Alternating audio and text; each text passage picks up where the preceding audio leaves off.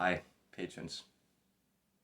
Thank you for supporting the work and me, and this new kind of format, these instructional videos that I plan to do one of a month for patrons belonging to the second tier or above, and which will be sort of instructional videos on different magical practices that you can easily play around with and implement in your life.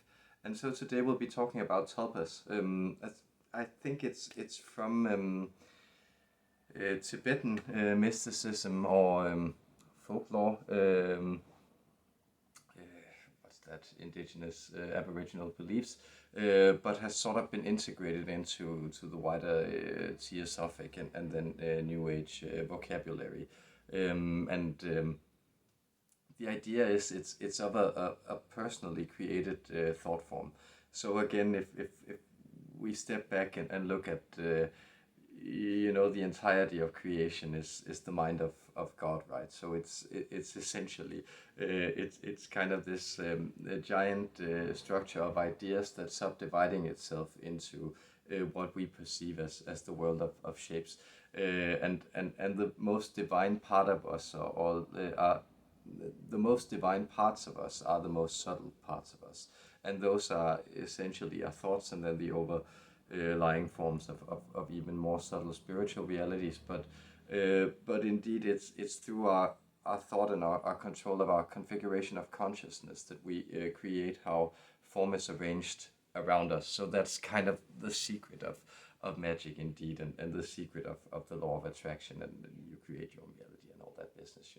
It's the idea that that the world is essentially one giant thought form, and you can manipulate this or interact with it by regulating your own thoughts, your own intentions, your own vibration, and installing your own thought forms in this.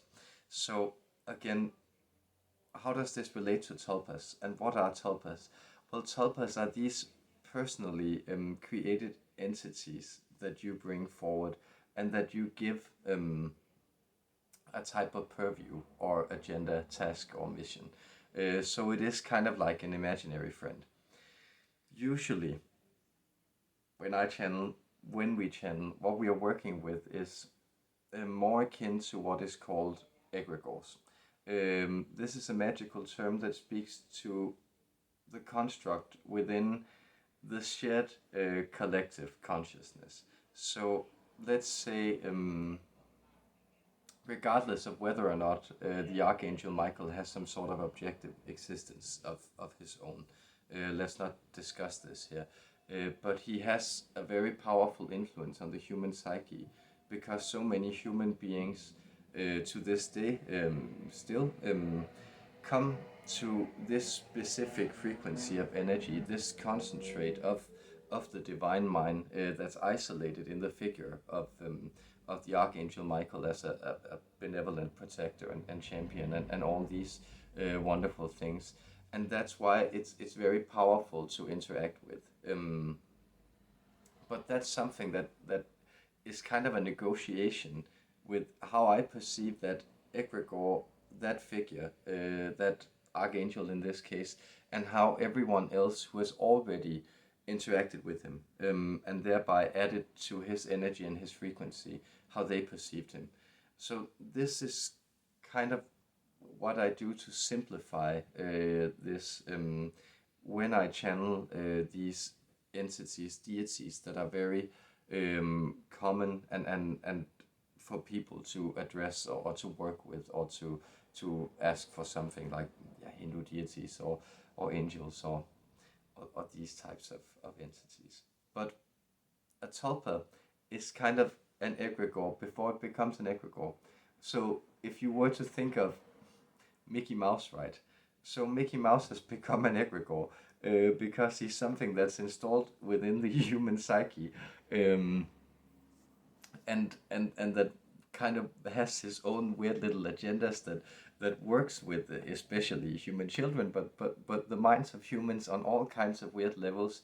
So Mickey Mouse has sort of ascended into I don't want to say he's become a god, but he's become this kind of entity with his own agenda and egregore. But of course, he begins as a kind of tulpa, right? He begins as a creation within a conception within the mind of Walt Disney in 1928. I believe he was created, Mickey, and that sort of conceptualized and then brought forward, and that Walt Disney, presumably more or less consciously, of course, was also creating and exploring these to make entertainment stuff, so to capitalize on it.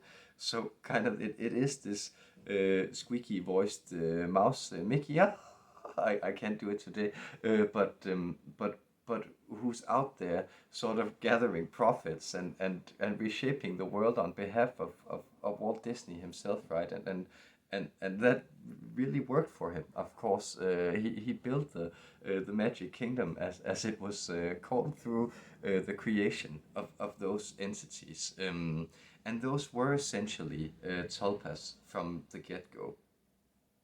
But here you will notice something interesting, because this is when you are creating these entities, be a little careful about giving them very strict conditions to work under. That is, if you just create a character or an entity, it might actually begin to run amok. An example for this is for instance, artists who sort of create this, cultivate this alter ego. Hunter S. Thompson springs to mind, who sort of created this Gonzo-like figure, and then was known to kind of be caught up in that performance of trying to be that coked out monster, which he kind of stylized himself to be. But of course it also happens if you're, I don't know, Prince or someone like the artist formerly known as Prince, who I've always returned to because it's such an interesting game with identity, giving yourself a symbol or a glyph instead as your identity.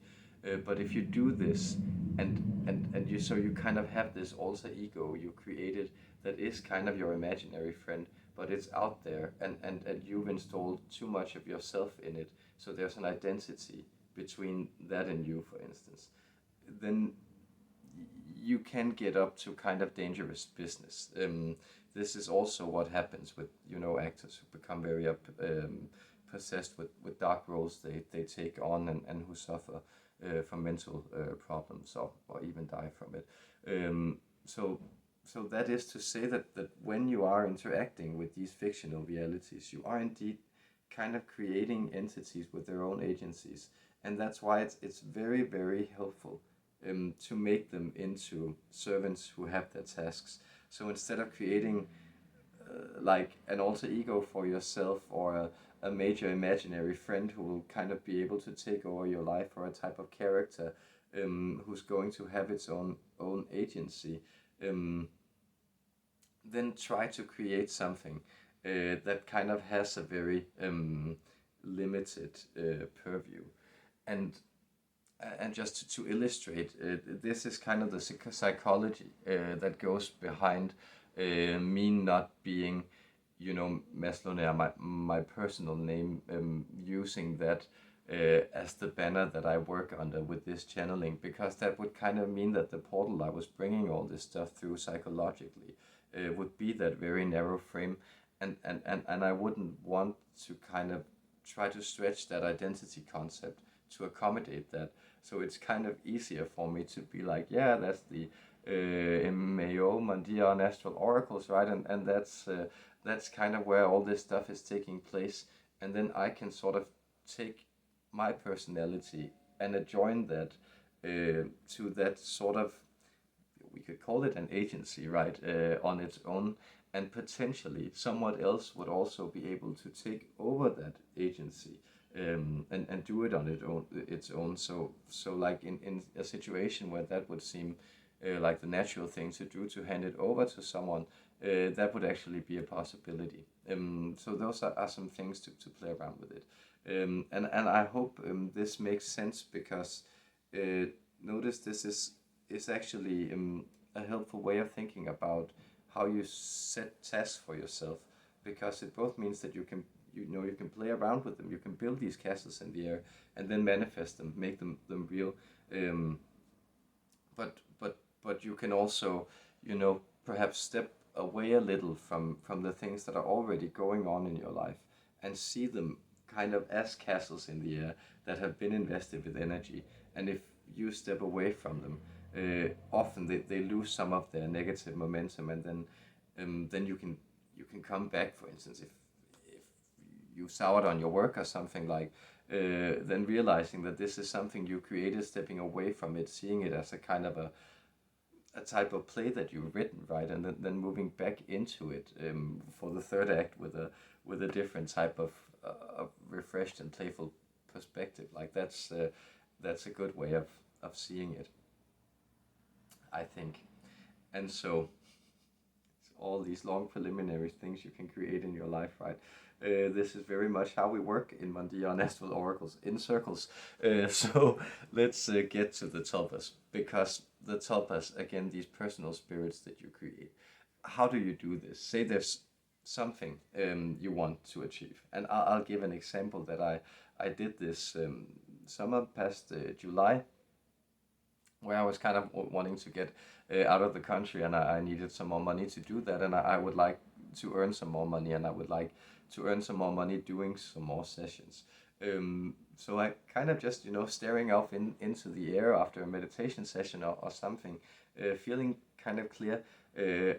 I just came up with this character. It's very intuitive, like who presents himself like this white silver-tailed fox with a very playful attitude, and then I called him Asker, which is it's hard for me to explain the associations, but that's kind of like a regular boy's name, but a little playful to me at the same time, a little hippie-ish. So someone who I thought would be like a fun entity to interact with, and then I just asked him to go out into the collective consciousness, the shared space of human consciousness, and attract some sessions to me. I was like, oh, please just attract some earnings to me. I think I was like, but I would like to earn them by doing sessions.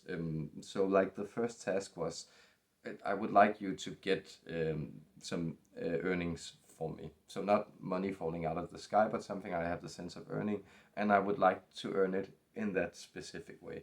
And then I had like a series of 3 weeks where sessions just kept turning up from all kinds of places. It was very helpful, and of course also a boon to my finances. And so what unfortunately happened was that in counseling someone in one of these sessions, I kind of revealed that trick and story to her, and then being kind of new to this practice, I experienced how that actually dissipated the energy from it. So I found that I should have kept it a secret. Like I should have kept him to be like my own little agenda extending friend working in the ethers, attracting positive experiences. And of course, another parameter was that like it would be a win-win. It would be a benefit both to me and the people he attracted. So that's to say that it's good to give them these small parameters, and it's good to sort of have that as an externalized agenda, and it's a helpful way to play around with it. So my suggestion is, and I will channel someone, Archangel Uriel, actually. I'll explain to you why. But I will channel him on how to do this. But my suggestion is to identify what it is that you're wanting to attract into your life, and then create yourself a playful friend that matches its energy. Yeah, okay, so I'll keep this a secret, but I like then this entity comes into its mind and then be, oh, what's your name? Oh, okay, that's your name, and what would I like you to do? Okay, I would like you to set this up for me in the future. So now I've created this tulpa, and then thank you so much, dear friend. I look forward to playing around, and when you return with the gift, thank you. So remember to thank them also, an attitude of gratitude, So that's a way you can do it, but let's try to get the Archangel Uriel to get some perspectives. And why am I channeling him? I haven't channeled him before. It is because he's the archangel of miracles, and I often invoke him in the lesser banishing ritual of the pentagram, but but I haven't really communicated much with him. And then the other day he came forward as this sort of instigator of miracles. So I'd like to bring his energy to you. So thank you for being here. I hope you took something useful from that, and I hope you will have fun playing around with your own little squadron of invisible friends and kind tulpas doing fun stuff out there in the world for you. Much love, guys.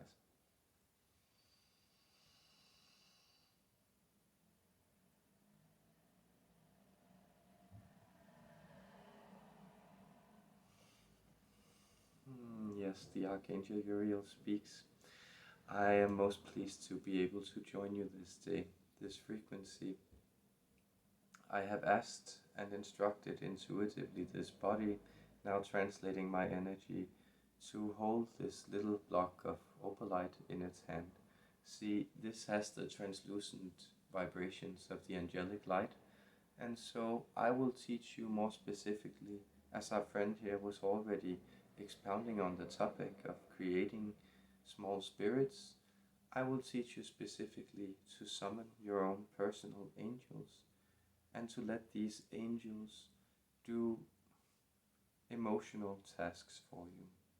See, is there something that you have a hard time overcoming emotionally?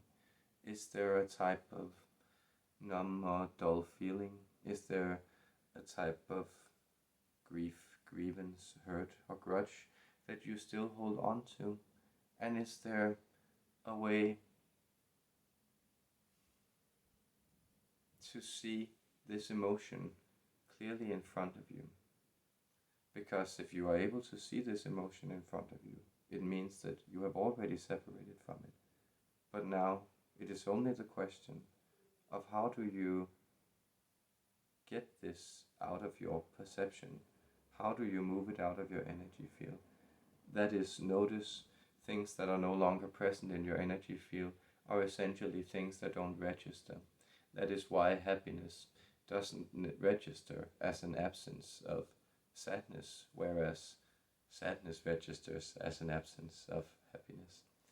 You can ponder that, friends, as I instruct you then to contemplate one of these sad emotions that are present with you, even though you would like it to leave.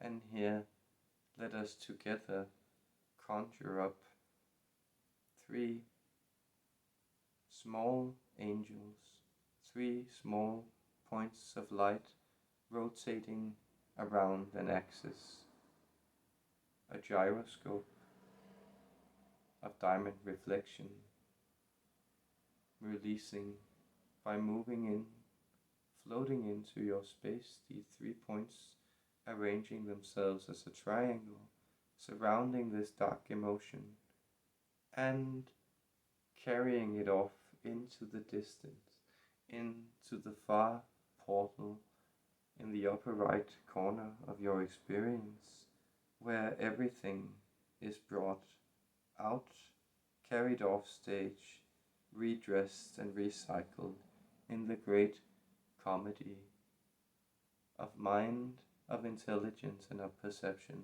that plays out down here. See, this is a way that you can call angels to intercede for you and do healing work. You can also focus this on issues in your body and allow for these 3 points of light.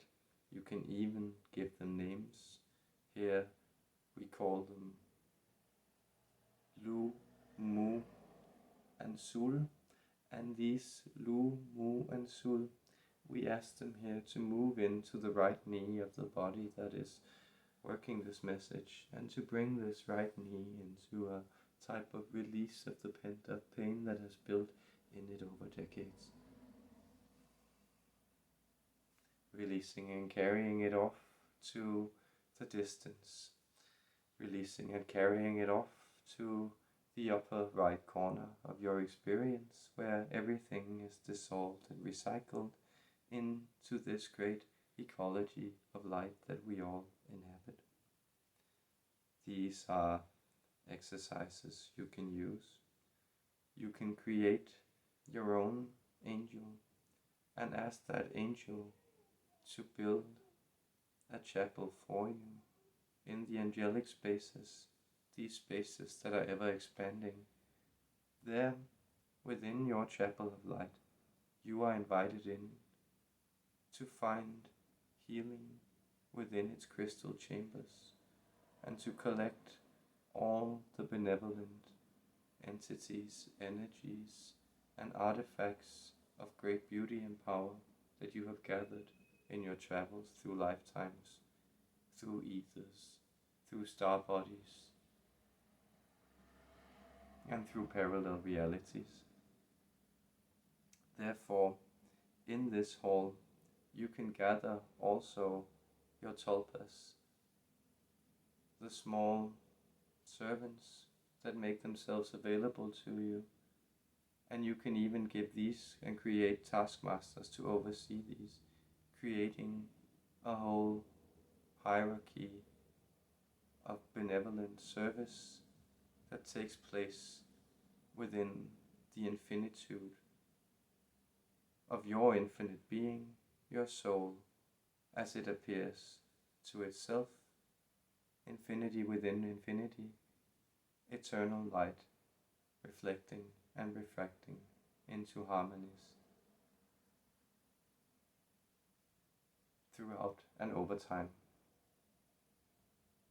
These wonderful perspectives I bring to you, and then I ask you to return to your garden or some greenery in your living space, and to imagine there a small leprechaun, a menehune, a small spirit living there, imbuing this plant with energy, keeping it alive. You can thank this little entity for tending to your plant, and you will see that this plant then begins to thrive. And you can ask this entity to do certain things for your plant, to keep certain pests away, and to keep it healthy in other ways, to keep it balanced and sound, well watered,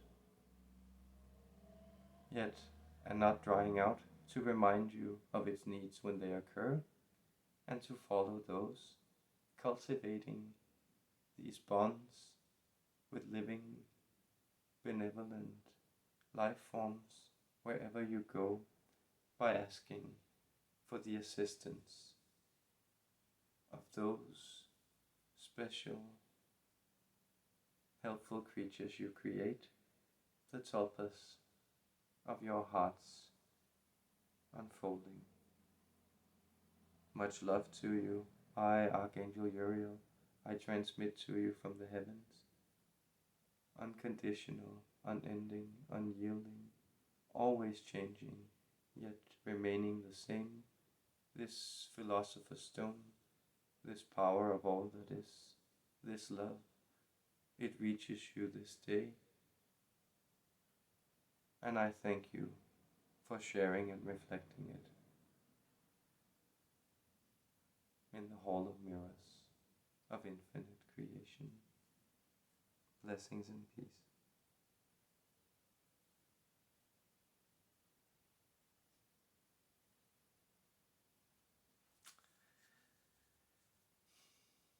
It's a very beautiful energy to hold, different from the other archangels, but also very lovely, and they do tend to bring it out into to those gyres of diamond light rotating, at least in the inner visions. But I hope you felt that you can use these tulpa techniques both for for healing work and for just doing fun minor stuff in your life.